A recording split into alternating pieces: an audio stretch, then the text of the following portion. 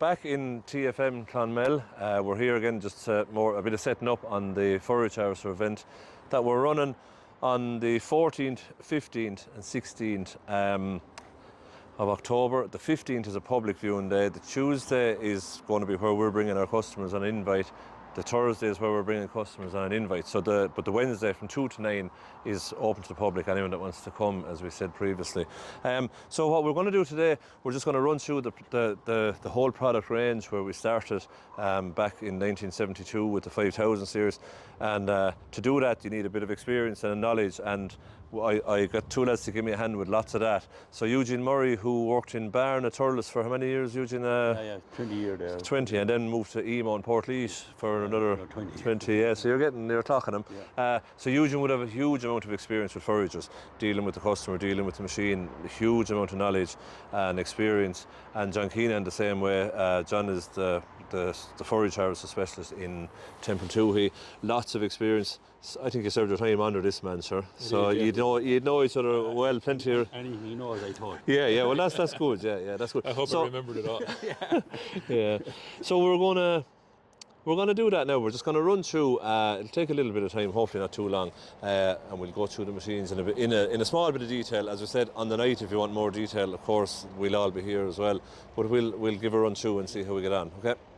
Yeah, just to start off then, so Eugene is going to give us the hand with a bit of the experience and the knowledge going back to years. But just to start off, we were going to start with this trail machine, which is a 3760, and it was driven, one of them was sold in Temple 2 by Jim Butler here. It was sold to Board I just asked Jimmy, sure, they bought it in what year, Jimmy? 1986. 1986, yeah. They replaced in 1895 in Ohio self-propelled. And they were cutting about 2,000 acres of silage a year on cutaway bog. And where about? Up around, was it in the Temple Mine? Lanesborough. The place over in... near Port Harrington. There's two farms near Port Harrington. Yeah. And there's another one over in... Where is... Over near... Yeah, Walsh Island, I think, wasn't it? No. But they never had a John Deere harvester before that, was it? No, never had a John Deere harvester. Tractor and trail harvester replaced the self-propelled. Yeah, big change. So the 4350 was bought new then, along with... 4350 and 3765. Yeah. 132 odd horsepower. Correct. So it counted a big tractor at the time, really, wasn't it? You know, as in, Huge from what tractor, people were working, they were lucky to have 100 horsepower. 100 horsepower, 3130 was a big tractor even then, let alone the like of that mechanical four-wheel drive, big American tractor, yeah. And did they keep it long? Did they run that machine for? They ran it for about, they changed the harvester every 2 years. All right, okay. They ran a trail harvester for about 5 or 6 years, and then they closed down to give up the cattle and the... Okay, yeah. They finished with foraging and all together then probably at that stage, yeah. Oh, that's interesting, yeah, it's just because that tractor has belonged to Jimmy. Jimmy bought that back, 10 years ago maybe, or...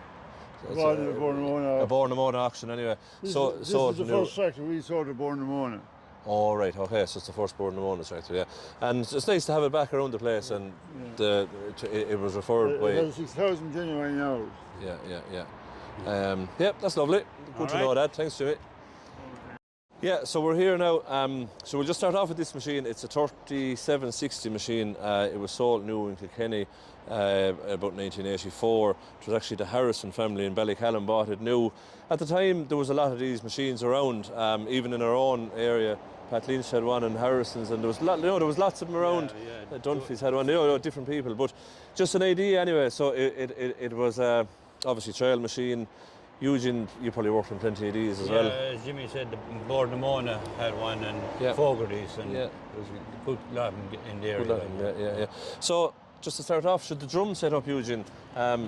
It's amazing, as we go through the ranges of machines, we will see similarities as we go through, and the most obvious one to me, it's amazing, the concept of the Jura drum. So the Jura drum in a John Deere machine is multi-knife. This machine is a 24-knife drum. The drum knives are held down on this with two balls, but they were retractable slotted knives, very similar to what we use today. So it's a well-proven, well-tested, over 50 years of testing, you know. As you can see, the drum, it was a drum, so there's solid drum, closed drum. as you see with the next harvester. Yeah, it wasn't an open centre drum, like, yeah. And I even gave him a bit of more weight for momentum, and And just to sharpen that machine, there was a mechanism here to reverse the field, to reverse the drum.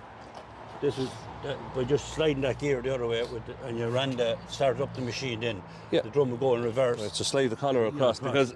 That way it's just not engaging. That was when the drum was overrunning. You'd hear that jingle. You knew that the machine was coming to a stop. Yeah, but then that just slid over here slid and it across. engaged the two gears. Yeah. Run the machine. Yeah, run the machine, and you wound down. This turned down the stone, and you slid the pull the handle over and back in. Reverse sharpening. Reverse sharpening. Yeah. And so there's the same thing setting the shear bar. The shear bar was just mechanically set by. Spanner. By spanner there, and same on the far side, left and right. But the key you take from it is reverse sharpening. It was like John Deere still do the same thing today. This machine was actually made in France. So that machine had a high extension tower. When that machine was bought new, I remember Harrison's drove that with a 3130 John Deere tractor, and they had a hitch on it, and then they went away from that and started side filling. So they put on the spout extension, which wasn't standard, and they put the length extension on it as well. Yeah, and they were driven by, just the way Jimmy said, that tractor. It was recommended that 120 horsepower was capable of driving them, but as you can see, people put more in front of us. Yeah. And you'll see that as we go through the range of foragers, they were always power hungry. We were always looking for more power, more performance. The drive line in that machine is just, say, from the tractor, the triangle box through a clutch, and into that's the forward reverse box, which is by just 2 hydraulic rams change selector on it. Feed rotors from forward to reverse.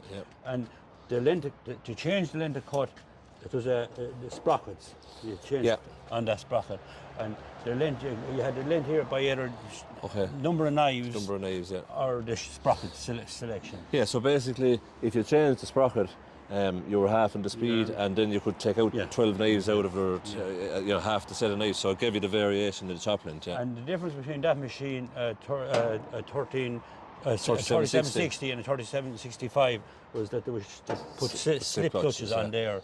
On the next generation, similar to the 5420, moving on, because that was a shear bolt protection. So if you took in something, the shear bolt was gone. And the next generation, which was sold with that Bourdon tractor, was a 3765, and that had the slip clutches on it. And I think that's basically it. That machine was restored by Bill Harrison. I thought it was an interesting thing. It was actually parked outside for a few years, and the bottom bands should they obviously deteriorate and rusted. And I remember we had a set of they're actually bands off an 8600. So what it means is the height of the pickup never changed, the curvature, and it was always a feature with a John Deere pickup where the crop came, it wasn't trying to carry it real low, some of the competition machines had a very high band, so you weren't carrying the crop as long with just the 4 tine bars. But to say that the band off an 86 fitted onto that machine, we only know it because we done it. So that was it. Oh, and the other thing then, it was hydro-electronically controlled. The box. So the box had so your spout rotation, the flap, the header up and down, and your forward reverse were all controlled. You can see the handprint there. They were all controlled by that box, which was mounted in the cab. This is a 5420. So this was the 1972, obviously previous to the trail machine. So 1972, they launched the 5400 series self-propelled, the first self-propelled that John Deere made. It was a US-built machine. And it looks something like this, even though this is a 1977 machine. This is a 5420. And we got a loan of this machine off Patrick Welch down in Bandon in Cork. Delighted to get it, as we said before. Very scarce machine. This was an original Irish machine sold by the Sherwood Group in 1977. So it's a Cork machine. And Patrick has it a few years, and lovely machine. So anyway, a lot changed, Eugene, when we went to, this was a big step up. Horsepower was different, everything. Self-propelled. Different pickup, of course. Different pickup, So, just as an idea, Eugene, we might start at the back here. John Deere, it was a John Deere engine in it. The spout was mounted off centre, we'll explain when we get to the far side. John Deere engine, the power distribution was Yeah, through a clutch. through a clutch, A clutch that was over centre lock. Over centre, yeah. So when you pushed the hand, it clicked out. Yeah. That's what locked it. Yeah, and over centre. Yeah. It went out into the right-hand gearbox. Then it went out to the blower and the belt, which we'll see on the far side. Yeah, we'll have a look on the far side. Yeah. The cab didn't have air condition at the time, so that didn't come until later on. The 5720s. Yeah. We spoke on the trail machine about the slip clutches. Yeah. This is the first stage. That slip clutch would have come on the 3765s because it was that type. It was a slip clutch, and it slipped when you set it by the spring, and it overloaded. It slipped. Yeah, and forward reverse. So the box itself is very similar. It's very similar. You had the forward reverse lever on with one. It was manually from a lever in the cab. Yeah. Because the cab was up. I know what you mean. Yeah. And it's cable control. Yeah. And the drive went out to the drum. And down to the auger box, which we'll explain about later. Yes, okay. And if you look at that concept, it had 4 feed rollers, which is nearly similar to today as the same. The 4 rollers. The 4 rollers and the top 2, sure, I know most people know, but the top 2 are spring tensioned. Yes, that's so obviously there's travel allowed on the spring to allow for the crop. Also, which John Deere I think is the curve of when the feed rollers came up, they came in the curve. Yeah, the radial arc they call it. Yeah. So the feed roller, it followed the curve of the drum to keep consistent. Top quality was improved with that. Yeah. So a 7-foot pickup then, Eugene. And sorry, just pass for a second. Just the same thing here. That the speed was changed by, or the length of chop was changed by the speed of the feed rollers there, or by your number of knives as well. So it's similar. Similar enough. Yeah. Pickup was much the same design. Actually, it was very same design. That's a 7-foot. The one on the trail machine was a 5-foot. You did have the fingers. The concept of the fingers had come into the auger. On the early machines as well. Yeah. It's very important just to note on this machine, because it's the only John Deere machine ever manufactured was the 5000 series, the 5020, even up to the 5460, with a long knife, Eugene. Yes, that's right. So if you want to just show the knife there. If you look, the knife was the full width of the drum, and there was nine was the full set. Options, but 9 knives. 9 knives was the normal. Normal one. Yeah. So it was and the drum was opened as well. If you look, the drum was open. That was completely different to a Dura drum, wasn't it? Really? Open. So it's probably a concept that didn't, in some ways, if some did go into it, it done more harm because the knife fell. Yeah, they were a bit more miserable to sharpen. They were. And the problem was as well, from what before my time, but seemingly, if you broke, if the stone went in, because this machine, very important as well, it didn't have a metal detector. It wasn't available with a metal detector. So if you took in steel, a dung spreader head or whatever you were taking in, and it wasn't the dung spreader head or the stone that was going to do the damage, it was the broken knife, the big knife. The big knife was going to do the damage. And that was a lot of the reason, I'd imagine why John Deere went away from the long knife, because the multi-knife retractable Dura drum, it stood the test of time, didn't it? And the chances are that you might only break one knife. Absolutely, yeah, for sure, yeah. Now, so that was obviously taken in the crop, the drum speed, 9 knives, and then there was. We'll come back to sharpening. We'll show you how that was sharpened on the other one, machine. But the coffin box, which Eugene doesn't like me calling it a coffin box, you call it a what? An auger box. Yeah. So the reason it was called a coffin box is because it looked like. Yeah. Well, all I know is, when I was young, that Noel Finn and my father were at home, and they sold them 5830s and that, and it was always related to as a coffin box with a deflector and all. But tell us about, so the crop was coming off the drum. The crop came off the drum, and there was a deflector shaft just behind the drum. The deflector was down into this auger box. Yeah. And the auger was the full length, came back to here on the harvester. And there was kickers on the end of the auger that kicked the grass into the floor. Okay. Yeah. Okay. So you had your drum coming back, and it was coming off the drum, deflected down onto the auger. The auger box carried it back here, along the auger and deflected back out. So again, I used to hear my father always saying it. There was so many direction changes in the crop flow. It was bound. It couldn't be really as efficient as maybe it should have been, or as they went to. No, so we will show you more about the blower and the compact on the next one. Yeah, we will. Yeah, but it's a question, and I remember often heard of it being spoke about as well, and you spoke about it this morning, that when this machine came out first, it came with a twin auger coffin box. Yes. So it had two parallel augers. Yes. And then you had an auger at the back of it, auger the So, grass into the so a blower. total of 3 augers Yeah, in, so in it was it wasn't a concept that lasted long. It wasn't able for the heavy grass here, maybe. Yeah. So And I often heard that John Geary, senior in Limerick, who's obviously no longer with us, but I often heard that stories about John Geary developing the yeah, deflector. he deflector shaft. He changed the drive of the deflector shaft to a belt. To a belt. Yes. And it was driven off the far side. And it was a brilliant idea. Yeah, and I often heard that he was the one that he was the one that perfected that system, like for the Irish conditions. Yes, now. oh yeah, Irish for the Irish conditions. And like, sure, even the shoe thing and all that now was changed. There was supports made for them because they were in the Irish conditions the weight going out the shoe. Yeah, and that was done during PDI. Yes. As in, it wasn't the factory option. No, it was no. It was an Irish. I remember that was going on. Hennessy's bought a new one of those off us, and Paddy Dunphy fresh for different lads, and I remember having to support the shoot, because. Yeah. But that was an Irish. Yeah, an Irish mod, an Irish problem. An Irish problem in an Irish situation. Yeah. So that was it. That's a 5420. It was 150 horsepower, and the bigger machine then that came, said the last of that generation of cab was a 5460, and I'm nearly right. I think I'm right in saying there were 255 horsepower. 255, that's what they were. There were optional 4-wheel drive at the time, hydrostatic, like on the 3130 tractor, a hydrostatic 4-wheel drive. There was an optional rotary screen on the later ones. Yeah, there was things that way, but no metal detector, no aircon, but a huge. You see, you have to remember where lads were coming from. They were driving trail machines pre this with 188 Massey's and 2130s and Leylands and different jokes. You know what I mean? Yeah. Like to get to a 6-cylinder alone, it was a huge advance. A big step up. A big step up. Big step up.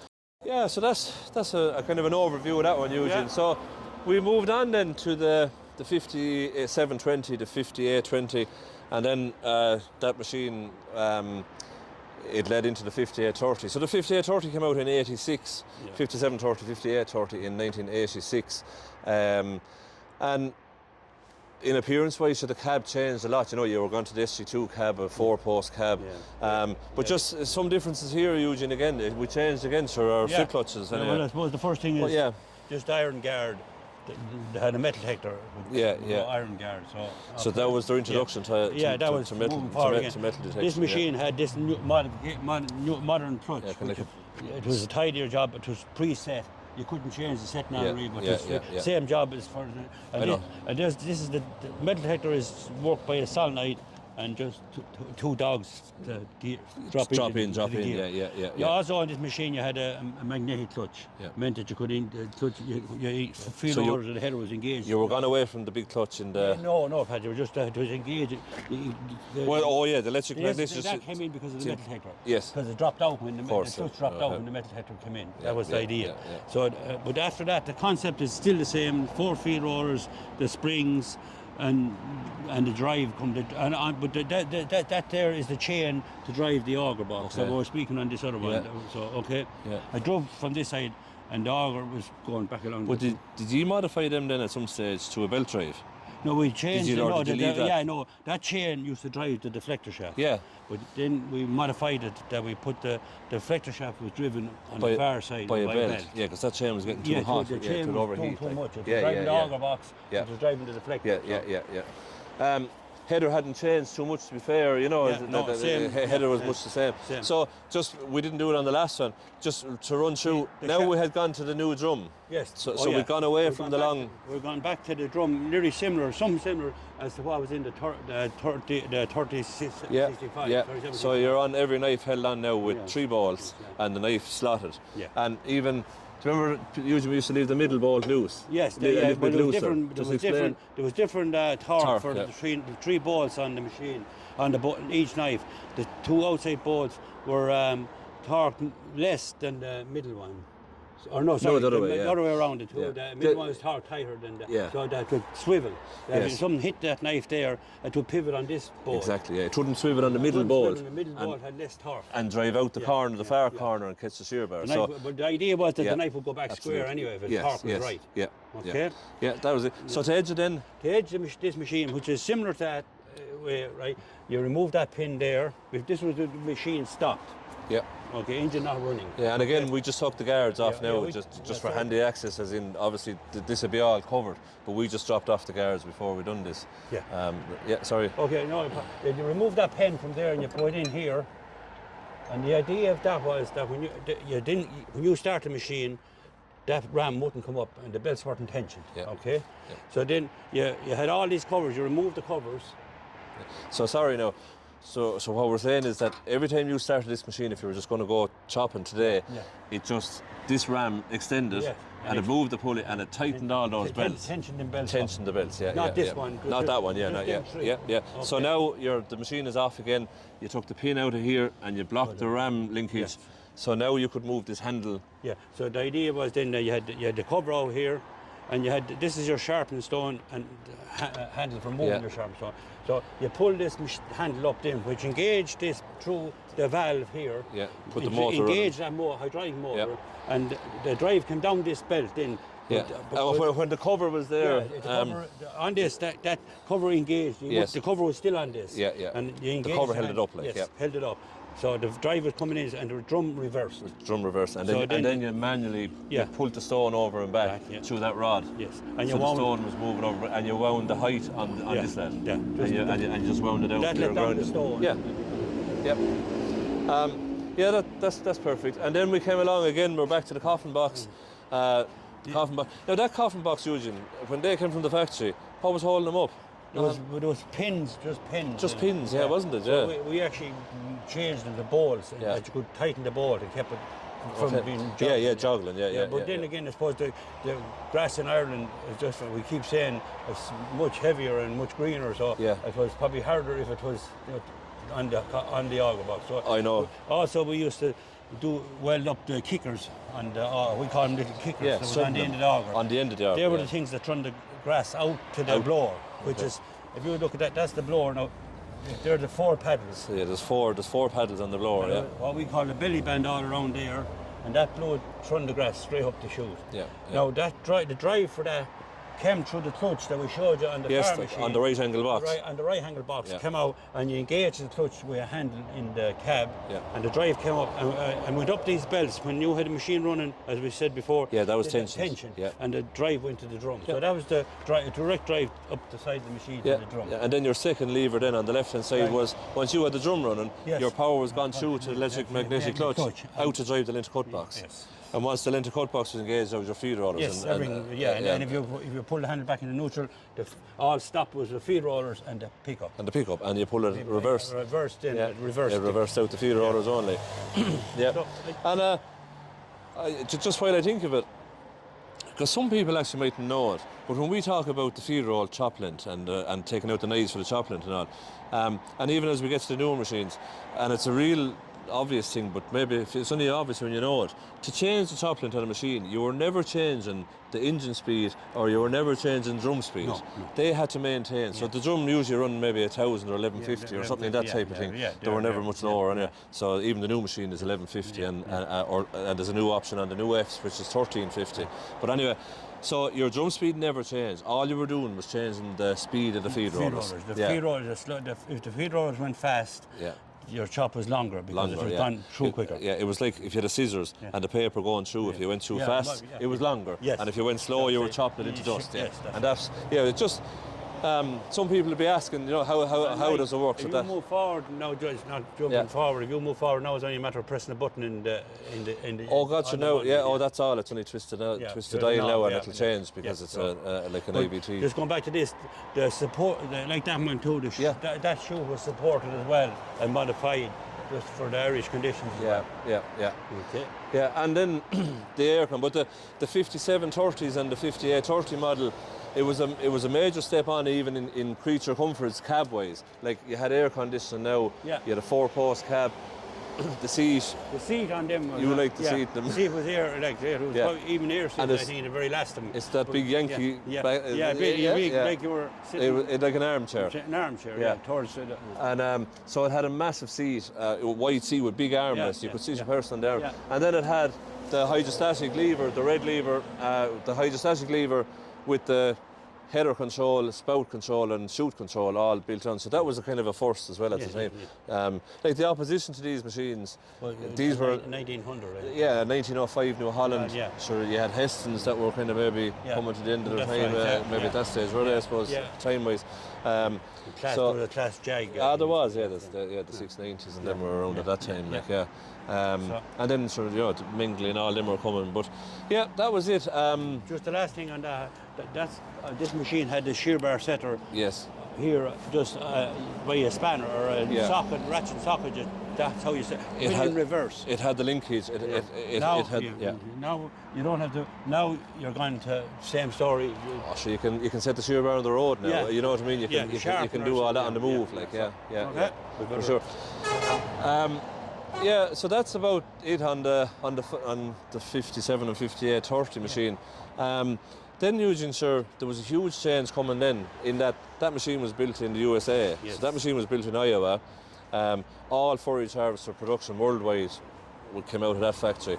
And then in 92, they launched the 6000 series. So you had a 610, 6710, 6810 and a 6910. Massive changes, as in the whole machine changed. Yeah, the whole concept. They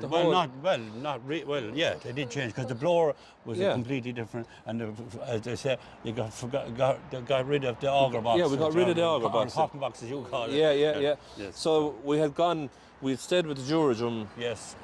Feed roll assembly and all kind of was related, but it was wider and built a little bit different. We had a kidney box, and this was different at the far side. There was no chain in the far side. No chain, So it was an internal built-in housing, a chain in a box, kidney box. Now the header, of course, the header was different in that. Yeah, you were going to a 10-foot header. You were going to a 3 metre 630 at the time was the start off of them. And this machine as well, you had the option to select your length of cut. Yeah. Was quite a lot easier, anyway, because you had a selector here and a selector here for changing the length of cut, which was showing the length of cut. And you also could set your knife, whether you wanted 48. You could have a 48 and then a 48 and a half set, and you could go. You had multiple settings for night, and you had the 2 speeds on the gearbox, and then a 1 speed for the header, a high and a low speed for the header drive, right. Which you wouldn't have had. No. But to sharpen then was obviously a lot simpler as well, because all you have to do now is take out a few panels. Take out the panels, put these into neutral. Yes. Edge it. And you selected the number of strokes. You gave the stone wheel across. From the cab. Yeah, from the cab. Yeah. So there was no pulling the bar anymore. No pulling the bar, and automatically it turned on once. You just ran the machine fully revved, the engine fully revved, and just press the switch. And it automatically done it. And there was automatic shear bar adjustment had come as well. Yeah, after that. So they were just mounting the motor on top of the rod. So really, what you could do is, when you pull up, all you had to do was select your gears here, put that in neutral, and take out the covers, get back up in the cab, start the machine, set your number of strokes, and off you went. And then when that was finished sharpening, you just could press a button and the shear bar, set the shear bar, shear bar. And like the machine was so different. You could open this front feed roll housing. Yes. It was simple. Open this bolt, a bolt on the bottom, pull 2 shafts, swing out the whole front door, and it meant that all your feed rolls were out on the cabinet, as they call it, and you were in at your shear bar and all your knives. So maintenance improved. And we can see that further up the line. We have one open up. Blower changed in, so you had a flat plate blower in that, Eugene. Yeah, on the 10 series, there was the blower back here. There was 4 paddles on it. 4 blades on it. Yes. So the width of the blower. And the grass was transferred from the drum by centrifugal force. To just run up from the blower. That's right. Or from the drum up to the blower. The blower put it up the. And sure, on that at the back of that drum, you have a lot of force in if they're set up properly and edged and all. Because if you go back to the trail machine, they were typically just a chop and chow, as they call them, chop it and up the chute, like. So it had to bring it from the drum to the trailer. But the wow factor of this machine for a lot of people was you were coming from a 290 horsepower 5830, and then suddenly this machine in 92 was launched, and of course all the front had changed. But when you opened the bonnet then on this, you were looking, they had gone to a 14 litre. Cummins engine. Yes. So the 6.610s didn't, but the 6.710, the 6.810 and even the 6910. So we were getting into real horsepower then. The 6810 was the biggest seller, 440 horsepower. Cooling package was massive in comparison to where they'd come from. Roachy screen was standard on the back of it. Roachy screen, so a 14-litre Cummins engine in those, 440 horsepower at 1900 RPM. I think that's what they were. 4-wheel drive was an option. We were gone away from the chute then off to one side as well. In the centre of the machine. Yeah, because we weren't using the auger box, so we were coming off the blower up the back of the cab, and lots of advantages, more visibility. You could see the chute easier, and you could fill left or right hand. Yeah, and just talking about the blower changed then when we got to the 50 series harvester. Yeah, we'll talk to that as we go down along. So then the tech centre cab, again, a lot more control on the hydro lever, 3-speed transmission. Actually, the 5830 had a 4-speed transmission, but they had a 3-speed. So yeah, that was it then. So then we went on. Again, just on that Cummins engine, there was such a need for more power, Eugene, because the machine went to Europe. At that time, Europe was becoming a bigger market than North America for forage harvest use, and maize was a huge part of that. And that's where the need, like while you could have a KP on a 5830, it was kind of an afterthought. It was a kind of a mix and match and make it work type of thing. But with this machine, it was designed. Number one, it had the power to handle KP because it's a huge power requirement. And number two, you could get it in and out of the machine fairly handy. Simple, so you could transfer from grass to maize, simple enough. So that's where, that machine went from 290 to up to this machine, up to 440 horsepower. And that was from 1992 launched up to 1996. Then in 1997 they launched the 6850, 6950. So for the first time ever then they had broken the 500 horsepower mark. The 6950 was 440 horsepower. The concept of the machine wasn't hugely different. We still had the same spiral front auger, same metal detector roller, upper front feeder roller, upper rear feeder roller. They were basically the same. Header augers were changing a bit, Eugene, sure, as in we were getting away from the fingers. Get away from the fingers. So they went to, now I know that's an add-on of our customers, but the fingers were on that. But the bees started to come with the paddles on them. So the blower was different. And the blower, There was 12 blades. They were like knives of a harvester, and they were tapered in. They actually brought them. They were bringing the crop to the centre, less wear and less. And there was a better blow actually on them as well because you had more throwing power. More throwing, And then later in the first of the 6850s and all, they came with a 200mm chute, the same as the 6810. But then in 01 they came with an ECU governed. Now that's a major change as well. They went away from the Cummins. Back to John Deere. Back to the John Deere engine. So this machine came with a PowerTech John Deere 12.5-litre engine. So capacity-wise, they went back a bit. But that was a fantastic engine. That John Deere engine, real reliable engine. Very well. It was light on fuel, and it was an excellent engine. So they had used that, and again, as I say, it had the ECU, which was getting more. Technology was moving on. And there was some creature comforts. There were better lighting options, and side mirrors were standard instead of option. There was an acre meter on a 50. That had come on a 50, but not a huge difference in the two machines in appearance. Appearance and operation, I suppose they were similar, but improvements all along though. So that's it then on the 6810. The only other thing I remember, Eugene, well, we went from 440 horsepower now to the 6850, 480. And the other thing that I remember, it was a big, probably massive improvement on a 50 over a 10, was that the chassis was 12 inches longer, and it meant you could get the blower plate out the back. So on a 10, you had to pull out the drum. From the front. You could end up gassing, couldn't you? Remember all that. So you could end up gassing out the shaft, but to get out a blower plate. But on a 50, you could get up behind the blower between that and the diesel tank.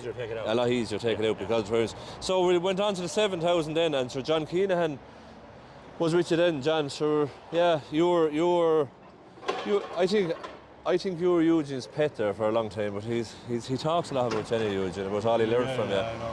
It was reported a bit of time, all right, but I worked when I was an apprentice first. Eugene was the first man who showed me about harvesters, and then shortly after that, Paddy Delahunty moved to Temple as well, and Yeah. Between the three of us, we done a lot of work on the harvesters. So you worked with Paddy then in Temple too as well, didn't you? Yeah. For the first while, and Yeah, we did that's Forage, right, yeah. and then I used to go Forage doing the harvester during But the winter. you used to always tell me you learned more off Paddy than you did off me.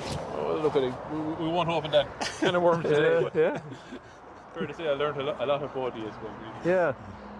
So yeah, we're just obviously we went through the older generation, and then to John Kinahan and his era, and you know, maybe my age type of lad, they were getting into the thing, and we were lucky to have the knowledge that the lads were able, you know, and that's what it's about. And part of the recruitment is the same thing.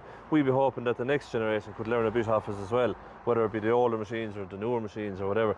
And that's why we're doing the recruitment station. That when with someone with the kind of size of TFM and the scale and the amount of people you're working, there's an awful lot of positives in it. Like, you know, for a young lad to come in and learn from the older generation.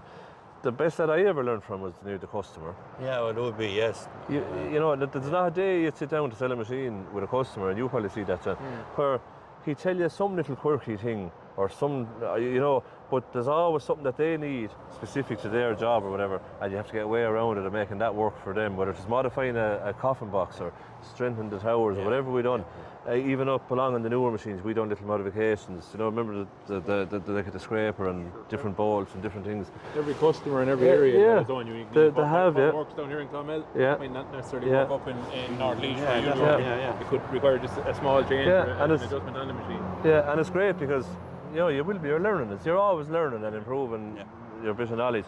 So, just the 7,000 then, from the 6950. So the 6950 had gotten to 505 horsepower, 540 maximum horsepower, but rated 505. 7400, sorry, they were still on a 12.5 litre, weren't they? Yeah, 12.5, yeah. But there was, so the two big changes for you in those then were what, sir? In the 7,000, yeah. Coming from the 50 series harvester, the main change was the electronics. It was first harvester we had with, say, programmable controllers, onboard diagnostics. The wiring and the electronics were just simpler and more robust. But the real changer was the IV lock gearbox. Okay. So instead of having a 4-speed lent-to-cut gearbox like what they had on the 50 series machine, we now had an IV lock gearbox, which is hydrostatic. It's variable speed. You can change it on the go. Yeah. So you can change your top length, topping off a load of silage, to dial it right down to just top it off nicely, or the last couple of loads going into the pit. Yeah. You didn't have to put into the neutral to go sharpening the machine. You could basically sharpen the machine and set the shear bar from the seat. It was the first time we could do that. Okay, so you hadn't to get down now, like we spoke about using, put it into neutral, pulling out plates and all. No covers. There was no covers either, no. And people were just more inclined to sharpen it more regularly then because it could be done from the seat. It was it was a big improvement. And you could do that on the move, John, could you? You could. Obviously, the machine had to be not running the drum. If you were going along the road and you decided to sharpen that, in theory you could. You could sharpen on the go. Oh, well, it was a selling feature at the time anyway, wasn't it? You know. Yeah. So that IVLOC is what they call it, IV lock. Infinitely variable length of cut is what it means. Exactly, that's what it means. Yeah.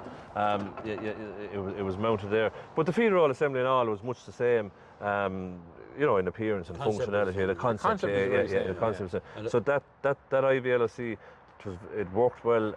Customers they liked it because they were able to, like you said, top off loads, you know, or long draw, chop it a bit finer, covering off a silage pit the last 6 or 7 loads. It was often used for that type of thing. And the other thing then, sure, was the other big change was the Pro Drive, I suppose, on the 7,000. Pro Drive with transmission. Transmission, yeah. So instead of your 3-speed gear change, where you had to actually stop the machine physically if you wanted to go from first to second or second to third, in your IV lock, you had 2 speeds. You had basically field mode and road mode. Okay, and you had from 0, I think it was up to 18-20k in harvesting mode. Yes, mode. And 40k then 40k in your road mode. Yeah. And again, that was just like the IV lock box. It just made the drive and the operation simpler. Yeah, and then you had no gear lever to change or push button. It was just come out onto the road into field mode, shove it forward, and you were doing 40k, and that was it. And that project, so we're still using it today on 8 and 9,000 series. A very intelligent system too. It was very good at distributing the traction to the wheels that needed it most if you were in maze or difficult conditions. Yeah. And I remember, so again, back to, maybe we shouldn't be mentioning any names, but we will anyways. But Noah Delaney, not his anymore either, but Noah Delaney, he was great for the silage harvester, man. As in, he kept a good edge up. He understood. I remember Noah Delaney was doing a job and 5 acres left in the job, and he got down and edged it. And someone said, "Why would you just finish the job?" He said, no, it's due an edge and it has to be edged, and that was the way he looked at it. But about Forage, he bought a 7700 in 07, and when you go up to a village near us in Kinahan up by Ryan's pub, he was able to go up, and the empty trailer, the tractor with the empty trailer wouldn't keep into the Pro Drive machine to do 40k up the hill. Like, it's wherever you put that stick, it would reach that speed. So do you know the way with a 3-speed hydrostatic, if you want to do 7k, you'd be shoving the stick to maybe where 10k was, and it would be on a hilly going. Whereas the Pro Drive, you put it where you knew 8k was, it would do 8k. Like, it was very responsive. Like. And also at full speed on the road, then the engine was at a much lower rev than in the old machine, which to go fast you had to rev it high. Whereas on a Pro Drive machine, you could be doing 1500 RPM at full speed on the road. Yeah. It was a big development, like, really, wasn't it? And then the obvious thing then, the cab change, you know. The cab change is in the lighting. So the earlier ones had the square lights in the roof. You'd know the newer model, they had the round lights. Auto greaser was an option on the 50s, and it was still an option on the 7000 series, but it was becoming very. It was nearly every machine, wasn't it? By the time we got into that, like. So those machines came out in 2003, and the 7000 series, like. That machine was 510 horsepower, 7.4, but there was a 7.5, then there was a 7.700, which was our first introduction to Widebody as well. It was the first big machine. It was the first big machine. You know, we had a 660mm feed roller on that machine, the same as the 6850, same as the 6810. And then in 07, when the Widebody came, we were gone out to 830 feed channel. Like, that was a massive difference. I felt myself at that time, that was when we were really able to compete with the competition, as in we were starting to come ahead of the competition because we had such performance and such output. You know, you were getting to use a lot more of the power. You were getting into a lot more raking and bigger sparks as well. And dependent on your power. The crop flow channel being wider, you could get a lot more grass through it. Exactly. Much easier to get the throughput on the machine. Yeah, still on a John Deere engine, but then there was a 7.8, then came in a 7.7. Yeah, 7.8, 7.9. No, there wasn't, but there was a 7.8, we'll say. Yeah, there was a 7.700 and a 7.8, and the 7.8 was using the Cummins engine. Kennedy's and Callan have one of them, you know. I think it was a Tim Sheen bought a new one. 7.7 was as big as we had out back. Yeah. We went on then to the 750, we'll say, if you call it. So this is a 7450, and we just said, for the two lads, the two experts, we said we'd open up the front of this now and just give you a quick idea. So we spoke about this on the 6810, Eugene, where we were the first machine with this front door opening. So to open that door, you had 4 bolts, 2 shafts, and when you were finished up, you just closed it in. Again, put on your 2 shafts, 2 bolts. But it was very simple, and it was a game changer from a service point of view. That yellow cover could come up, and then you could take this off with another 4 bolts if you wanted to open it out more. But you would have done a lot of work in there, lads, over the years. Yeah, the opening with the yellow frame on was just for a quick service. But if you were going to service the machine fully and rollers, and you'd take the yellow frame off, and it'd open out more, and there would be more access to the. And even for setting shear bar and setting knives. So if you were putting in a new set of knives, Eugene, then you use the round bar.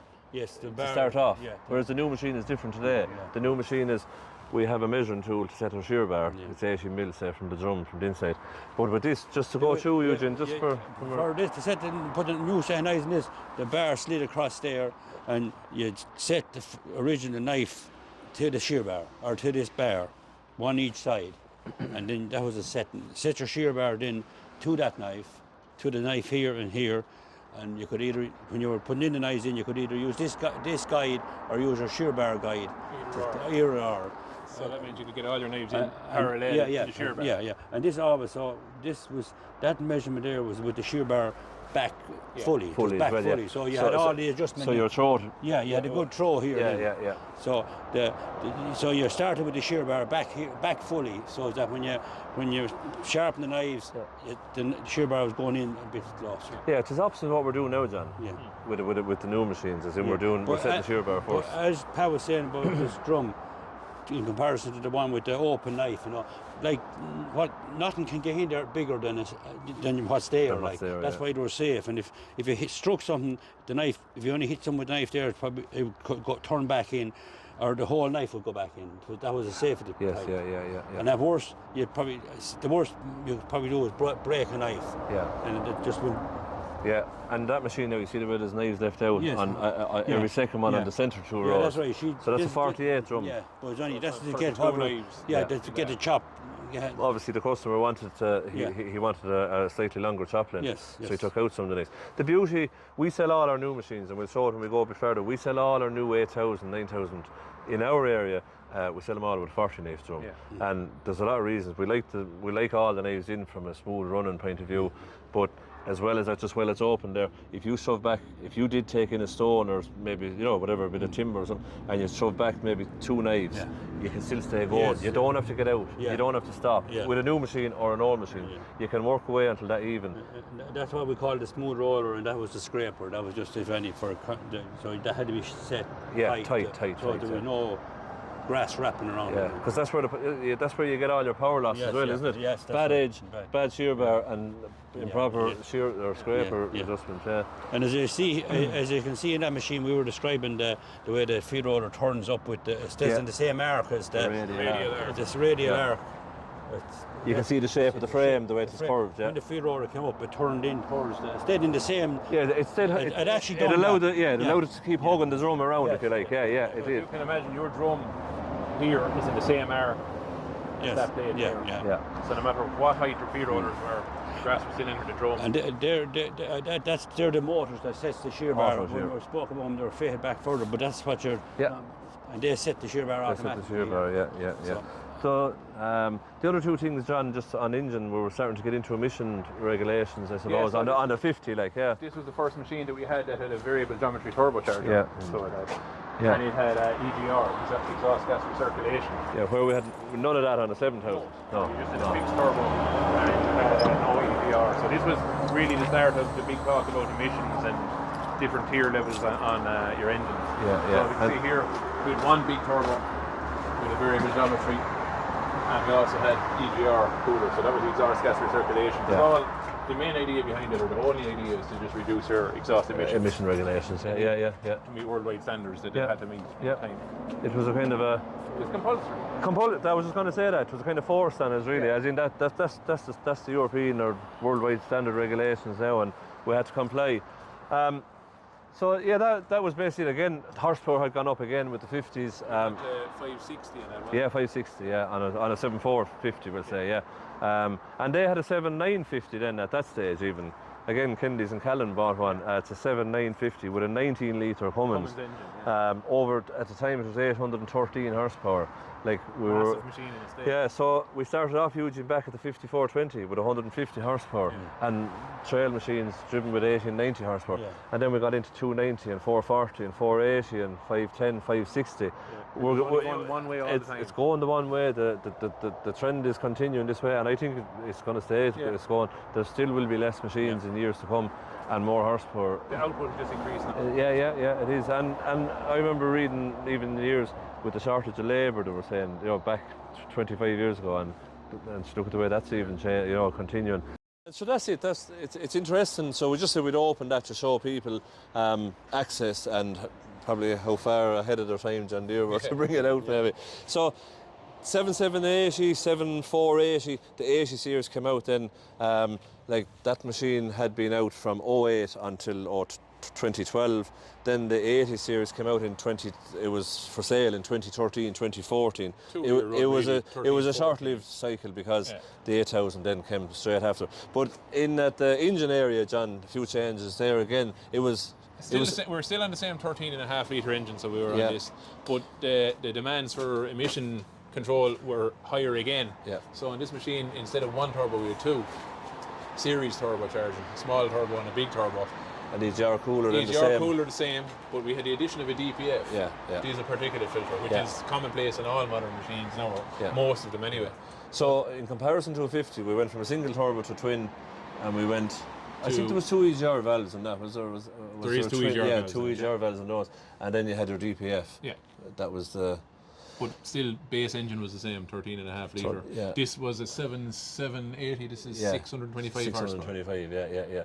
Cooling package wasn't too changed even from a 7700. No, it was very similar. That was the main change under the bonnet, was the DPF and the twin turbo. Yeah. So it was. And so then, just on the chute then, sure, So on the very last of them, we went away from the worm gear. You know, we had the ring gear around the top of the tower, and we had a worm turn in it. And so the worm was on that 3760 below Eugene. You know, it hadn't changed for a long time. Changed for so since the ever. very last of those went to a small gear, turning the gear, like what we have in the 8000 series now, like a small track machine really. It was very positive, it was fast, didn't need much adjustment or it had a breakaway as well, sure. It had breakaway as well. Hydraulic so if you breakaway, happened to catch or shoot in a pole or a tree or something, you didn't break something, the machine actually hydraulically released it, released it. It was a good job that way. It was. But again, we were starting to see what's going to be coming on the new machine. I'd say it was nearly like they were field testing some of the stuff for the new machine in the very last models in 2014 of these. That's what it seems. Even the header, so Eugene. Yeah, you even said you were talking about the change. If you look along that list, that row, that way, there, they all have this new prop press. Right. A roller prop press. Yeah, and the tines, and it also lifted up when the metal detector went off. It came up automatic, automatic reverse when you reverse the feed roller. Yeah. And you had the hydraulic wheel. The wheel came out. Going to a field. Yeah, and you see on the road. In the road, it was in close. Exactly. And opened out. Yeah, and you see in comparison to the very first of them, the wheel was always left here, wasn't it? And the prop press was different, and the whole concept of the header was different. Yeah, and so the idea of the wheel coming back really was to get the wheel in line, more in line with the tines where they were working. It was a great job on the headland, on the corners and things. You didn't catch grass or drag it as much. What happened with the other time, if the wheel was in there, the crop was catching under the wheel, and the tines were trying to pull it. Yeah.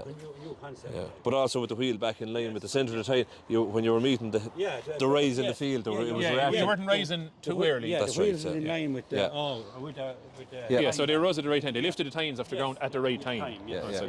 And then on the very last of them, we had the pivot and lateral tilt. Lateral tilt that really followed the ground well in humps and bumps. So it was a big change then when you had the wheels where they should be, and you had lateral tilt. You had a lot more protection for your tines. Yeah, when you had your header set up right then, it was very, very easy on tines. It was, and the fingers were completely gone. The drive and the header was a lot stronger.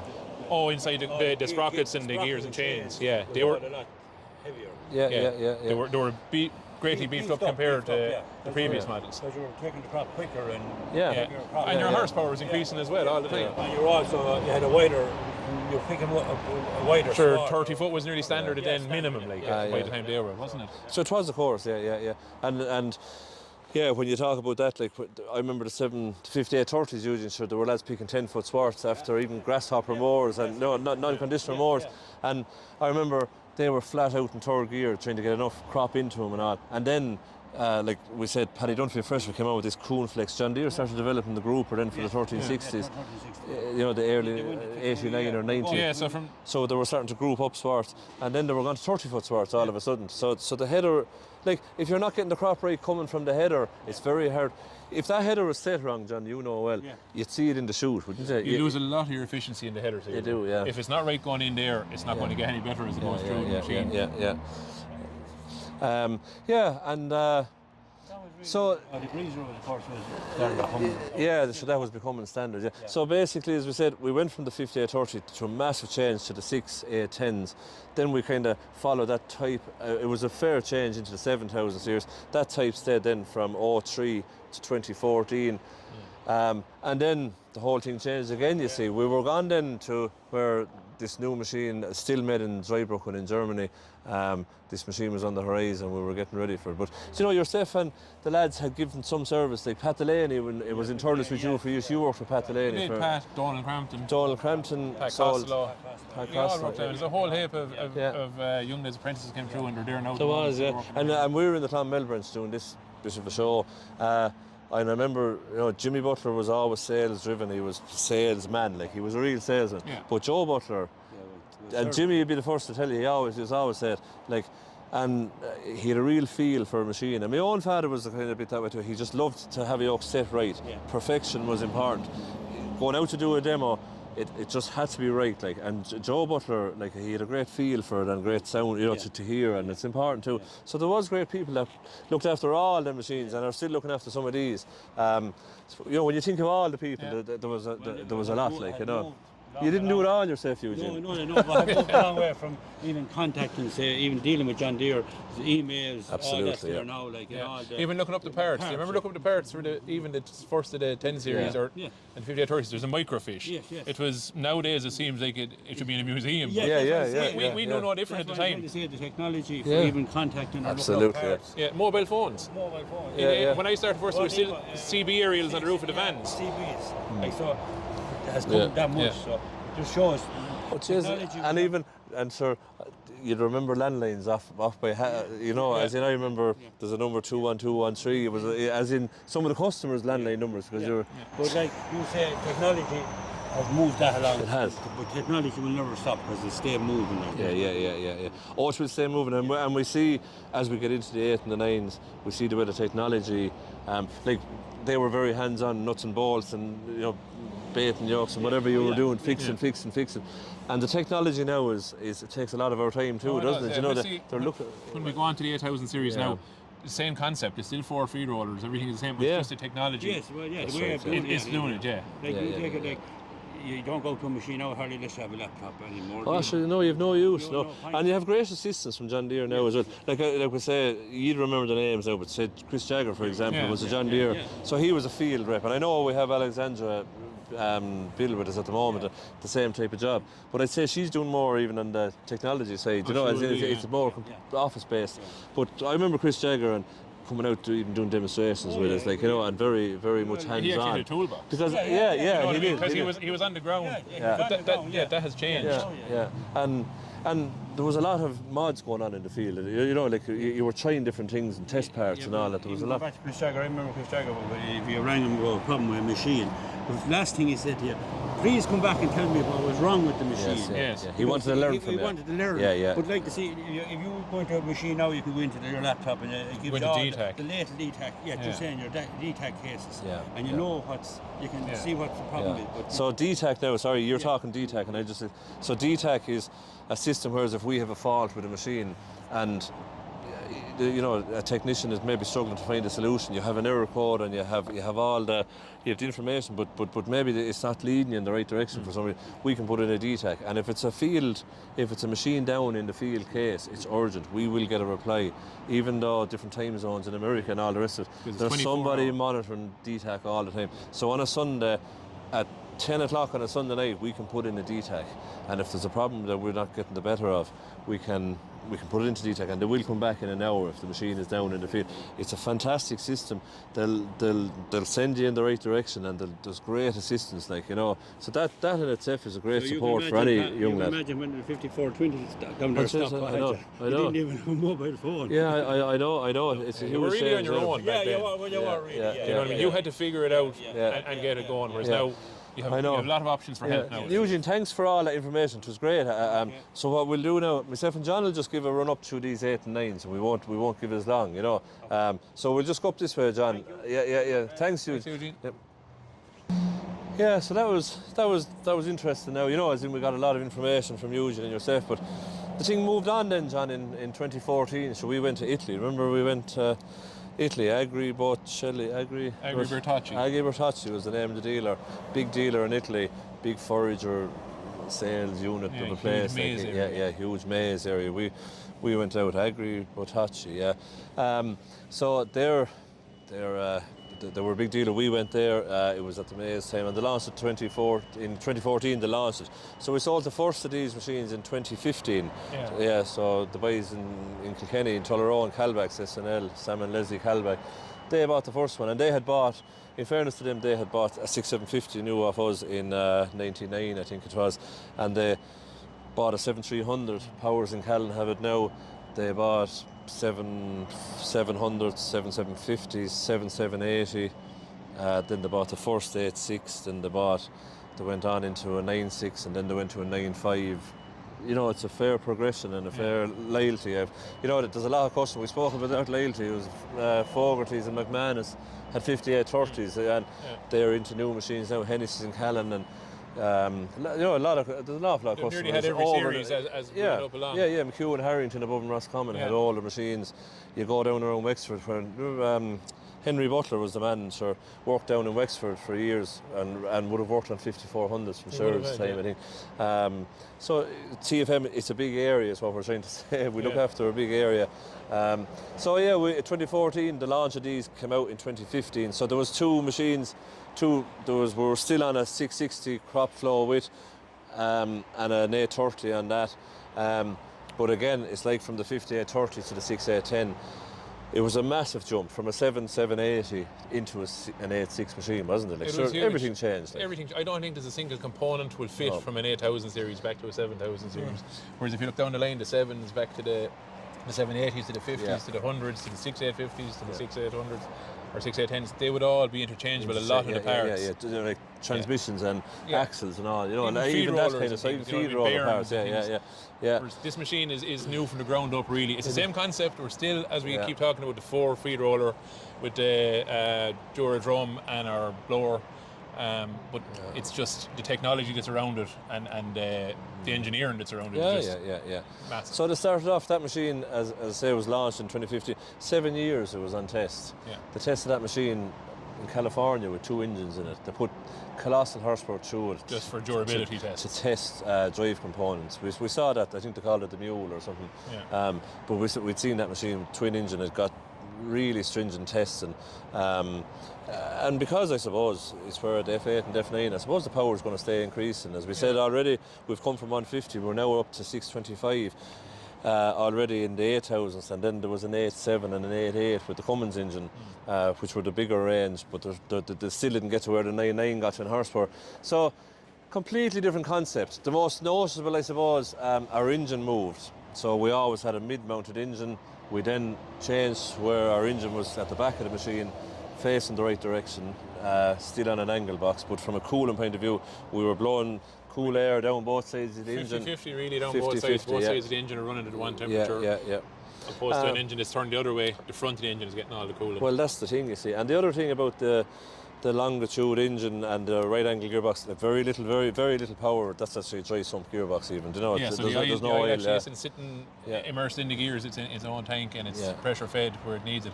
It's taking a tiny amount of power to run that gearbox. But as we see now, as the machines develop, where we're always running the machine at 2100, our new 18X and our 18X and our 24 litre Liebherr engine, they're all max rev is 1800. Yeah, absolutely flat out. Yeah, and the harvest lab or the harvest motion is where you pull down the engine, you get to that sweet spot where your power curve is at that where you want it and your torque.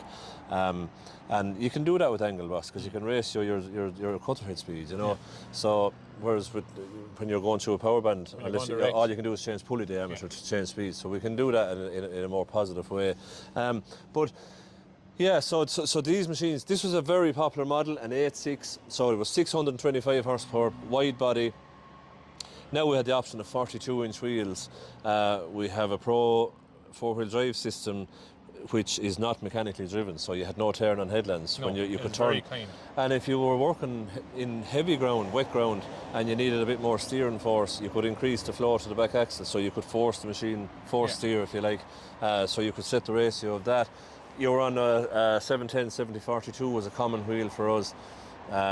And the machine was great clearance. The machine was still only 3.2 metres wide with that 710 tyre, which is very tidy. That's right. So it was no wider than 7780. No, but we had a much bigger wheel, much larger footprint in the field. And axle centre to centre, so they're exactly the same length as the 7780 was. So the machine didn't actually grow much physically at all. Only that the panel at the back, because of the massive cooling area we had, it just meant that the panels had to expand out over the wheels. The footprint wasn't a whole lot more. No. And the weight distribution is way better. With the engine being back further, it's nearer to a 50-50 with your header on the front, your grass header. It's very well balanced, especially on the road at speed. And the proof of that is when, again, not so much in this country, but in across the continent and North America, when you put the 12-row maize header, you don't have to add additional weight on the back. It's actually able to carry. You're getting the use out of the engine weight back there, which is it is an obvious concept, but that's the way it's set to work.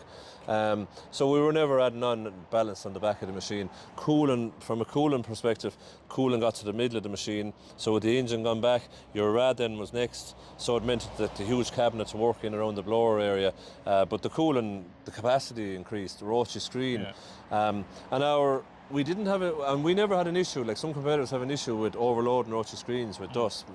Some of the reason is they're chopping finer. More of the reason is their spout is shorter. Yeah, so it's the debris or the grass is blowing off. Yeah, the debris. Our blower is running at 1800, as we know, but some of the sort of class machine, we say, for example, is running at 2400. So you have a lot more airflow running in the crop stream. So we don't ever have an issue. The driest of conditions, we have absolutely no issue with rotary screen overloading, blocking, and creating a heating issue. Like it's absolutely unheard of. It's really cool. One thing I'd say, and we spoke about before, the 3 modifications from a 2015 machine up to the start of the 9.6s in a 4-year period. It was credit to John Deere, I felt anyway. The 3 changes that, remember, the 3 running changes. The 3 running changes. There was only 3. So the dampener on the feed roll housing, this wasn't on it. So this is just a ram on the feed roll box. It's a loop circuit into an accumulator, and it's basically just a shock absorber. Basically, it takes the heavy banging out of the feed roller. It takes the banging, yeah. So in the lumpy crop where you get a lot of movement on their feed rollers, so that eliminated that. The second one was they put covers in around the blower area just to keep the trash and dirt coming from the ground, not from the spout, coming from the ground. Down to the new fan cleaning the rotary screen was so powerful that it's actually going to lift it was sucking. It was actually of the fan. It was creating a vacuum, yeah. And the last one then was the first machines had a cable for the flap, so the motor, we'll say, was mounted halfway up the spout and then a long cable, and it just couldn't handle the force of grass, because like what we said earlier on, they were now into 50-foot rows. Yeah. We're gone away now. The volume kind of the volume, cable just wasn't able to keep it. The volume, yeah, and just.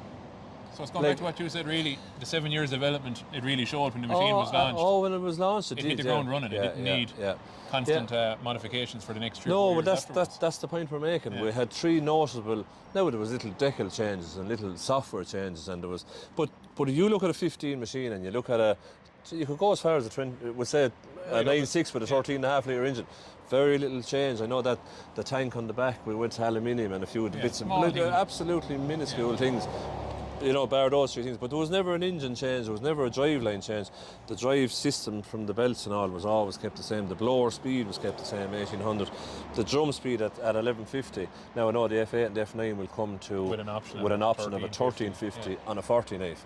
So the 4 knife, when we're pricing a machine for a customer, we can give them 4 knife options. We can go 40, 48, 56 and 64, which is really biogas drums, the last 2. That's an AD plant. Yeah. Our common drum is going to be the 40 knife drum still going forward, I think. Yeah, and there's an odd customer looking for 48, but just for a little bit more option maybe in the knife configuration. And I think that's nearly, like we do the ordering of the machines, and we go through and we build the machine, so we're picking the wheel spec, and we can actually change even the front roller. We can put the roller that we now fit on every machine, that spiral front roller, or we can take the straight slat roller, which is technically a maze roller really. But when you're building a machine, there's an awful lot of different variations, but we always end up on the 40 knife drum for what we said with Eugene below. If you get a knife or 2 gone back, it won't stop you. You can stay working until tomorrow. You can finish the job, we like it. That's our dealer preference, though. We're not saying there's other dealers that go 56 and take out a half set of knives, and there's loads of different configurations. That's just the way we have done it. And if we were export machines, which unfortunately there's not a big market for export, there's certainly, because engine emissions vary in different parts of the world and all the rest of it. So we're order machines to suit our Irish conditions. We're not saying if we were to order our mod on a 64 and run them on a half set, and then you have an export market, because it doesn't seem to be there. There's we try and spec it right for our own customer. That's what I mean. We spec it to suit our market. He's going to be the first user, and that's what we have to prioritise. And that's what we're trying to do, get it right for the man that's buying it, really. So we'll just go up along.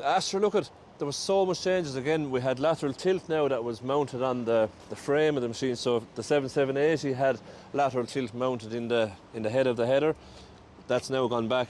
So we've a spring on either side of the carrier plate. That's if you want passive, so it allows the header to float. You can lock it for road transport, and then you can go AHC, automatic header control, which is for maize headers where you have hydraulic position of the with sensors off the ground, or you can override and do it manually. You can manually change it. So that changed. Your drive pulley came down the left side of the machine in the post. You know, it changed. So your IV lock gearbox. What we would have had on the old machine was on the right or on the left hand side as you're sitting in the cab. It was quite heavy, and you'd often notice the tire would be more on that side than on this side. With this machine, the box, while it looks quite big and heavy, it's actually aluminium. And you never see the tire on this side now wearing any more than the other side. No. It's part of the weight distribution. As well as front to back, they try to balance it as best they could left to right as well. Yeah, and just sorry what you were saying about tyre wear. Look at that tyre wear; it'll be exactly the same on the other side, and that's an 18 machine.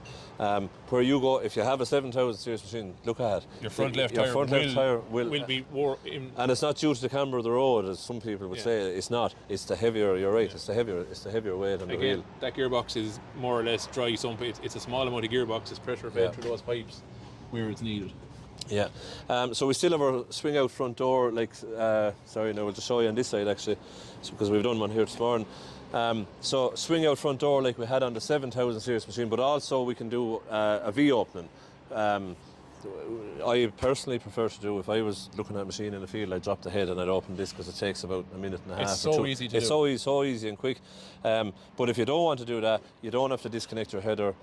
You just pull the pin at this side when it's closed. Pull that pin, open the threaded bar here, that opens the latches here, and then just with the buttons on oil guard, you just lift the header with the pickup on, which does V opening, 33 degrees. You get down to look at your shear bar, you get to look at your knives. You can set knives, but you haven't an awful lot of room. It's really for inspection only, really, when you do a V open. But if you want to do any sort of maintenance or cleaning down, even it's so easy open, you'd open it to clean it down and blow it down now on a regular basis. Yeah. Like if you were pushed for time, from the time you jump out of the cab, how many minutes before you'd have that open if you had a nut gun? 2? If you really wanted to. 2 minutes, You know, to have the front door, front door open. It's so easy. We spoke about modifications to chute carrying brackets. We spoke about modifications to the coffin box. We spoke about different things as we progressed with Eugene back along, and even on the 8,000. And this is not advised by John Deere. This is, there's certain things you do as a dealer in house. One thing we done to these machines, John, was just for peace of mind, and I don't know if we need to do it, but we done it. But we put a supported beam in on top of the scraper. It's just an 8mm pin that we weld onto the. It's just a little mod we do ourselves, and it just means that if you did get something ingested into that machine and it did loosen the scraper balls, which doesn't happen, but if it did happen, we have a safety mechanism put in. The scraper went up in the machine. The scraper, no matter what happens, it can't damage itself. Something we just seen we could prevent happening. Yeah. It's just what we're doing. So again, back to just the shock, double springs. You can shim them underneath if you want less tension. It depends what type of crop. There's a cover that goes on the front. We just took it off. As I said, this is a 5-year-old machine. We just took it off for cleaning. So you can see the width of the feed rollers there now. They're the 8. This is your knock sensor for your stone detector. So stone detection wasn't on the early machines of the 8,000. It was never on a 7,000. But we have a double system. So in the metal detector roller, as you know, there's a magnet for the metal detector. But if you put stone detection, or stop rock as some call it, in the machine, there's a sensor built in. So it's sound detecting on the dunt on the roller, but it's also measuring the speed of the feed rollers opening. So say, I don't know the measurement. Say, for example, you're in grass, and normal grass is, say, 500 metres a second. But if you take in a bit of timber or a stone, that's obviously going to change to maybe 1,200 metres a second. And that sensor knows, well, I shouldn't be opening this quick, so it'll just trip. And that detects a lot of your stone. But because in a lumpy swart, it might open fast. It also cross-references, or it checks with the knock sensor inside, so that you won't get a false trip, basically. If it opens fast but it didn't hear a noise, it won't trip. It's a double system. If it heard a noise and it didn't open fast, it won't trip. It's a double system, and most of the competition use a single system. Yeah, it really does work well in lumpy swarts and things. You get no false trip. No, and you have a scale of 1 to 10, so you can set the sensitivity. You can set the sensitivity from the cap, the same as the metal detector can be done. We were back then on the just on the cabinet, as we spoke about, John. Sure, never before had we such access into the blower area. No. So you can get in, you can take off that inspection plate at the back, you can open your trap doors, you can wind in your KP, and look at it on the night. We'll go through all this. There's too much to go through. Just on so a video. much to capture on a camera. Your hydraulic cabinet was there on an 8. This is an 8.6 now, a 2018 model. And I just took the covers off. Up on top, you have your additive. So we went from not having an internally built liquid additive system to having a completely 360 litre tank on the back, high volume at the tank and at the back of the engine, insulated tank. And then we went to a 36 litre, I think it is, low volume tank. But as the machine progressed, and with the start of these, if you had harvest lab on it, you could automatically put on the amount of fluid, tons per hectare, or tons, whatever way you wanted to set it. So we were getting into the technology side of it, and that system is very reliable, very good, easy to use and clean out, and all the rest. We can use low volume or high volume, or we can integrate both together. You can use water in the back and or inoculant in the top. Yeah, I think it's fair to say as well that we don't have an issue we don't have a reason to pump water into our transition chute. We don't suffer in dry crop or the sticky crop. It's honestly, it's really not an issue. I don't believe if any customer has put that. No, and some machines use a water bar where they have to keep it running on the spout and down into the tower. We're not doing that. It's not an option. I don't think it's an option on F9 anyway. So we can handle, like, we're running our blower paddles at 3 mil really, and in grass. Some people run them a bit farther, because if you go to 6 mil, you'll quieten the machine a bit, won't you? But for maize, if you're pulling the trailer behind, if you're loading a trailer behind the tractor, we take them to 1 mil. So very easy to set the blower on that, but we're not setting the blower to get the crop through it. It will get the crop through it. So fuel tank came down.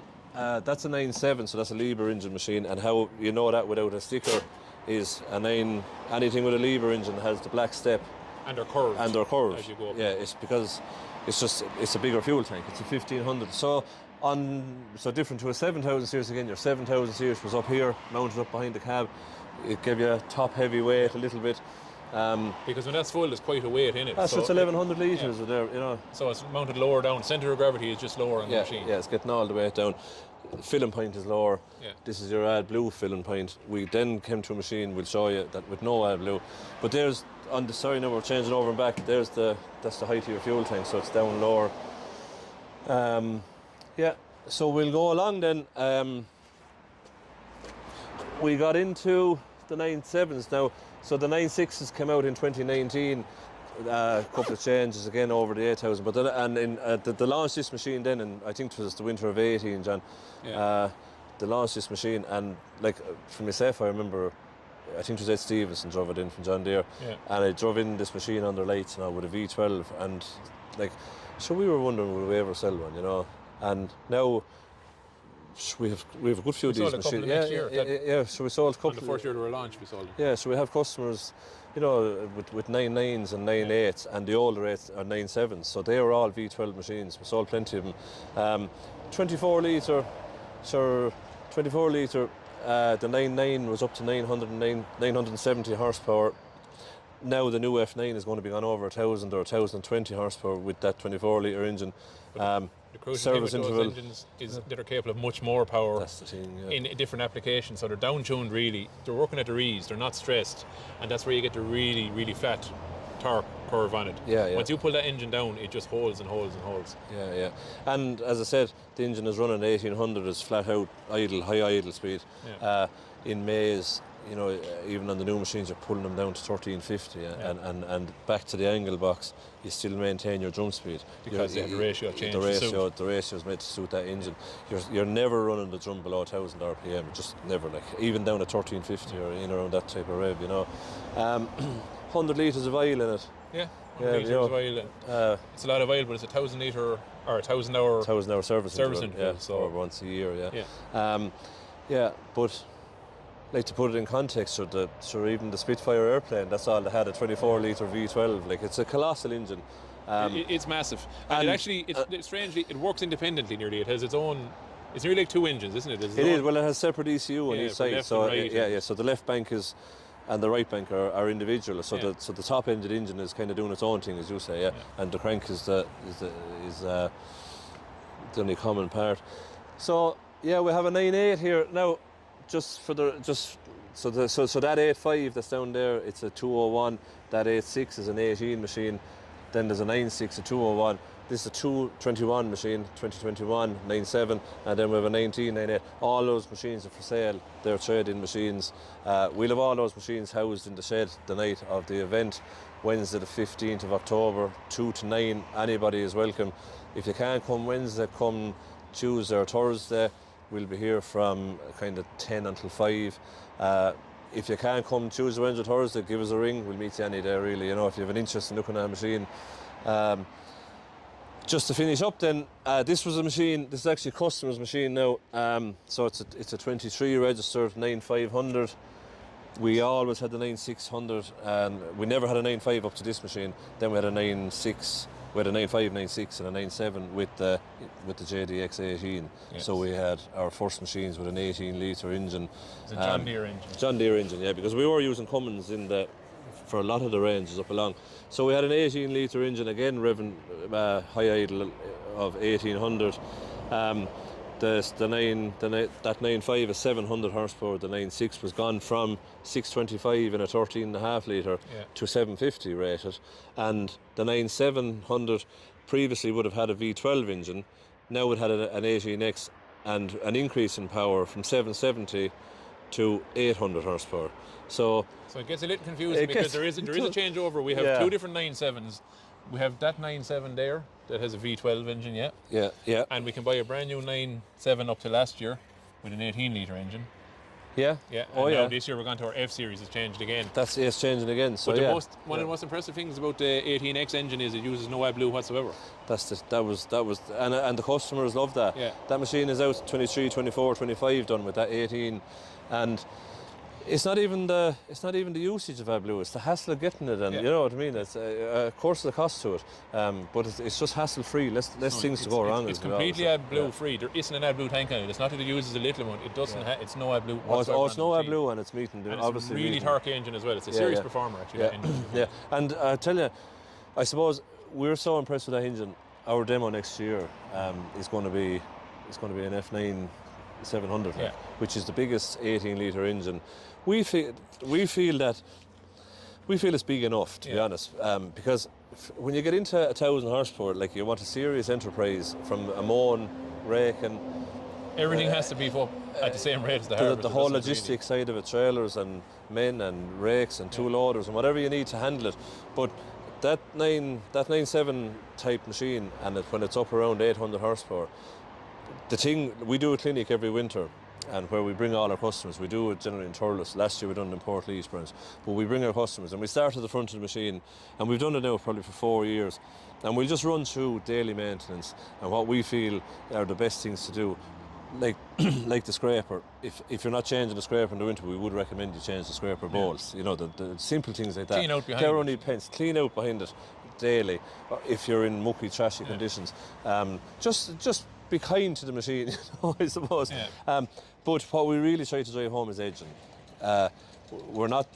I think it'll come to the stage where the machine will just kind of maybe not derate, but it won't function probably unless it's done on a set time. And I see other machines and they're going that way. But we look for kind of every 4 hours, 4 to 5 hours, maybe every 50 acres, because that's where your power loss is. That's where your fuel consumption gets hurt. Everything centres around that whole drum area. I spoke to a user who's not a John Deere machine, and he wanted a longer choplint, and you were with me in the same yard, and we were trading a different machine a couple of years ago, and we asked him, how can you get the choplint? And you know what the answer was. He said to us he just winds back the shear bar and mauls it through it. That was his very words. He wanted to get to 26 or 28 mil choplint. We could offer that. We could give him more if we took out half the knives. No difference. We could give him, so our choplint can go from 6 to 26 mil on a 40 knife, but if we take out knives, then we can go all the way out to 36 mil or whatever. But he couldn't with this machine, so he was letting out the shear. So you can only imagine the impact that had on fuel economy, on wear on the shear bar, stress on the machine, stress on belts, stress on shafts. It just came across wrong anyway. So so we do the clinic. it's not that we're trying to educate, because the contractor is the one that educates us. We get more education out of meeting customers and in the field and dealing with them and the problems and learning, and that's why we like at it. You're mixing with the people. But to be fair, since we ran them clinics, we do see a noticeable change. And people have come back to us and said, you were right, actually, we thought we were sharpening regular enough, and we're not. The problem was people had enough power to compensate for a bad age. That's what we're coming to, and they didn't really suffer the consequences because they could stay moving forward. That's right, yeah. Well, we said it to one customer one evening, he had 600 horsepower, and we just said, like, if we put there's a lot of talk now about remapping and power and all this, and so there was always remapping and power. So we were putting turbos on 3050s or say a few years ago, and we were filing out the pumps in the plates in the pump to get more diesel, and the mapping is that. But the point we were trying to make was, imagine if we mapped a machine and put it back to 250 horsepower. You wouldn't be long about, you'd appreciate your age. You'd learn. So we have so much power, and if you keep adding on power and you keep not maintaining your age and your shear bar adjustment and your scraper and all that, it's fighting one against the other. You'll get through the work, but it's going to be so inefficient and expensive. It's the inefficiency, it's the extra fuel and the labouring on the machine and all that. So we do that at the clinic, and definitely our customers seem to get benefit from it. Just setting up the blower and different things, and even functions in the screen, we can do that. Now we have all the JD remote access. Now we've moved from where we could see a screen to where we can now control the screen through JDU. So that's all the improvements. That 9.5 there, as I said, with the 18 litre engine, and then you have the new spout came on that, so the new chute, so it was a different curve, it was a different angle on the chute. That came in 23, you know it by the black trim on the side of it. Well. It's 20 centimetres longer, so that's the new generation spout, and I'm not certain, but I think that's the same spout now as what's on an F8, F9. While we're looking up at the spout as well, we can see the cover for the harvest lab. That's something we can offer on a harvester as well. So it's an NIR sensor. It's measuring the constituents in the grass. It can measure everything from moisture to dry matter. It can measure sugar, starch, ADF, NDF, protein, in real time. Ash in real time. You can incorporate your additive inoculant additive dose into that too. So if you want to put out so many litres per tonne of dry matter, it'll change on the go depending on what's going through the machine. Automatically, on the move. And look at, we'll go through all that in the night as well. Like we've said that, so we have a harvest lab set up inside in our AMS station. So if you come to the event, take a sample out of your silage pit, put it into a plastic bag, bring it, and we'll give you a result in 2 or 3 minutes. We'll just let you. The lads will be able to give you the details, and it's very accurate. As in, there's way too much on these machines to go through in a video. We're trying to touch on the basics of it, but we'll be here for the days. Plenty of us to go through anything anyone wants to know in as much detail as they want. I better tell you about your man with the harvest lab. We were selling a lot of harvest lab one day, and I was trying to explain that there was an NIR sensor on it, and it was taking because what it's doing, it's taking an NIR, it's measuring, it's photographing the grass passing 4,000 times a second. But the customer that was buying it just said, why didn't they leave it turned on altogether to be better? But anyway, that's what it's doing. It's taking the image 4,000 times a second, and the information is real time and it's accurate. So that's it. So we just want to finish up then on the headers. Because there's a new header, 30R header, and we're just gonna run through that. So that's it, John, on the like of those machines, that 9.5 up to all the way to 9.9. We've covered that pretty well. Touched on everything. Yeah, and we keep getting back to the service side. Sure, look at, if you're buying a forage harvester, I think myself that the machine, there's probably no bad machine out there now either. No. It's really about the parts back up, and it's about the service that you can get from your dealer. Like we spoke about a few of the lads, Pat Delaney and a few of the lads, but you look at the like of Kevin O'Brien in Leash and John Cummins, Mikey there in Port Leash. We spoke about Henry Butler, and and you can't be naming people, but but every depot we have somebody. That's what I mean. Padraig, Josh. Yeah, you have Parry Casey here. I know many years he's here. He's after giving some service to TFM. He's here about 30 years. He must be here nearly 30, and he's still a very young. He's young. He's not like me or you, but he's young. But he's given serious service, Parry Casey, dealing with the forage harvester side of it as well as everything else. And then you go to Kilkenny, and I actually remember, to be fair, you need to praise people too. Like John Lawler is in Kilkenny since 2004. when he came to us in Ballycallan years and years ago, service advisor was only becoming a new thing, you know, and someone had to engage. And I remember John, he did engage in it, and he was leading that type of knowledge, and he was putting the time into it, and now all our young lads that are in the places, they're all using service advisor and DTEC and all of the systems, whether it's remote display access. And so we're just saying about, it's so important to understand that there's no one probably going to be perfect, but all we can say is we'll do our best and we'll try. We spoke to a man lately that was trying to try the machine, and the first thing he said to myself and Ken Goggins when we arrived in his yard only lately there now, and he wasn't dealing with us for forage horses, and we were just talking to him, is that Jesse said, I felt fierce lonely last year. He felt lonely because he didn't feel he was going to get the backup, you know. And as I say, we're not perfect, I suppose. No, you know, we're not trying to say that, but as long as we keep answering the phone and trying, it's a huge part of it, you know.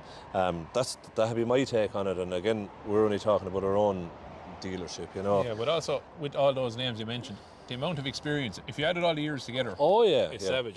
So that if there's a problem here and they're not getting to Atwood, they can ring Kilkenny or they can ring Templedohe. Or we often even have maybe a technician go from Kilkenny up to Templedohe or vice versa. Because the pressure be on. Absolutely, and we just pull together and we get it sorted. And the like of Josh here, he came up last year a couple of nights and different things, and he'd give us a hand out. And likewise, Jack Berrigan or whatever. And we have a couple of great. And I see, and even the service manager, I see Ollie O'Toole in our workshop. He's the workshop foreman there, and they're always bouncing off of like a Parry Casey here, the different lads, getting the information, making sure that the product, you know, the PIPs, because every year we get PIPs, it's a product improvement programme, and the lads are always relaying between each other. So it's not been left to, what we're saying is it's not been left to 3 or 4 lads to try to do it all. There's a team of lads, everyone take a bit of responsibility, do their best, and we seem to get on okay. And generally the young lads that veer towards fixing silage harvesters, they sort of have that mentality, they love being out and about fixing them, they enjoy the buzz of going at the silage. I see Andy above in Templedohe. And Garrod, Gilmartin. They're literally mad for road during the summer there, so they are. Michael Tully and all of them in Galway, John Connery, they go out in the middle of the night. You know, as in they're interested. They're interested in for that type of machine, if you're into him, you're really into him. And this is the man that put it all together. This is Thomas. Tom does all the development, and so again, it's a huge part of what we're doing as well. We're trying to get all these machines when we store them for the winter into the house, but part of the idea of this show was, of course, we're launching the new machine, that's number one. We have the recruitment section, but we have all our machines ready to go to the house, and that man, Thomas, he's after putting them all into this kind of condition. He does developing and the touching up, and the mechanics get the machines ready. He does the finishing touches. They're put into storage and they're ready to sell. And as you can see, and you'll see on Wednesday night, they are ready. They're presented well. They're presented well. Cabs are cleaned out. There's no dust. There's no moisture left in the machines, absorbing through the whole winter. But other than being out here for the display, they're undercover from the time we trade them in until we sell them, aren't they? Oh, absolutely. Yeah. That's it. We'll leave it at. We'll have our headers here. That's the new 30R fixed auger header. That's going to be here on display.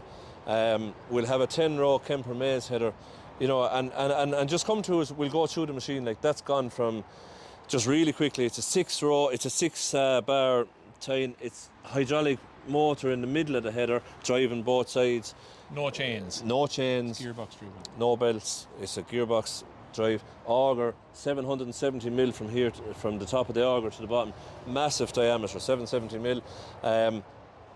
Deflectors left on it. No problem with the reversing. So when you get a detection, the tines have a half turn of a free wheel back. So once you get a detection, it will spit it out in the ground. Go on again. It's a serious It's a serious machine in lumps, isn't it, with that auger? What these headers have done for us, I think, John, is you get allowed with a 750. He'll push that machine all day and he's keeping his edge right and everything is right. The limiting factor was the header. Yeah, the slip touch will go off and there might be 200 horsepower in reserves. He'd never get to use all the power. And the biggest change that when the 8s came out, I remember the Widebody 8.6, is that with the 639 header, before this came out even, the 639, you could load the machine, you could keep loading it, keep pulling down the power, get to the sweet spot if you like, and it was just a different. You can really take your hand off the You could hydro at take that it- stage and just stay going. Yeah, because it just wasn't going to fall off a cliff. We've really pushed on demos and things. You can bring it down to almost cutting the engine out, and the slip switch is still, the machine is still able to take in the grass. And I think the biggest factor for that is them new headers with those augers. Oh, without a doubt, yeah. And this is even another step on it. Yeah. I've seen this machine. We have a lot a more couple of experience these with that now. than I have. We have a couple of these on 9.9s, like in 50-foot swarts, lumpy conditions, and lads that are looking for big output, 9.8s and 9.7s, big machine, big V12 engine, big horsepower, heading over 900 horsepower. And to say that you could push a 9.9 without choking that header, that what had happened, as a lad said to me, what will happen if we keep pushing it? He'll cut it out, like he'll stall that engine at over 900 horsepower and choke up the machine. So basically, all the power you bought, you're able to use. Absolutely, you can use all your power. Yeah, use all the I see power. there's a double roller on him this year, and I heard. Well, I just heard lads saying it's a good job. You've a lot more experience. Yeah, we worked that. This year than we have. We worked that double roller. So look at they're a large diameter roller, and they do work well. Yeah, absolutely. Yeah. So that's it. Again, we're finished now. We're doing our best to try sell the machines and meet you and show you the new machine and do the recruitment and do the AMS and all the stations we've set up. So as I say, it's open for everyone. Wednesday the 15th of October. That's next Wednesday, from 2 o'clock until 9 p.m. Bring the kids, anyone that wants to have a look. We'll go through the machines. We'll tell you as much as we can. All that's these it. machines out here are ready to go. Yeah. They're all going with a season's warranty. Season's There's peace of warranty, mind buying it. Oh yeah, Finance available. We'll arrange all that on the machines. Yeah. Finance available. We've said all it. the All of our salesmen will be contacting the customers. Definitely who you feel are in the market. But if you're in the market, what we're selling customers, we'll be giving the price of all these machines as public knowledge. There's no problem. That machine there and that 8.5 directly in front of us, that's 208,000. Bring photographs of your own machine with the hours, the year, the model. If you want us, we'll price you on the night. We won't be waiting for 2 weeks to price you to come back to you. We'll price you there and then. Price and get your finance pending that we see your machine after, obviously, things like that. But we'll be actively pushing to get machines sold, because we have some of these traded, this year, and we have machines that we are going to be trading during the year. So it's up to us. The market is not massive for new machines. The UK and Ireland market combined is 180 units last year. Huge. It's not colossal, So we don't want it all, but we have to get as much of it as we can all the same, and do as best we can. So come on to the event. Hopefully you'll enjoy it and you'll learn something from it, and we'll see you then.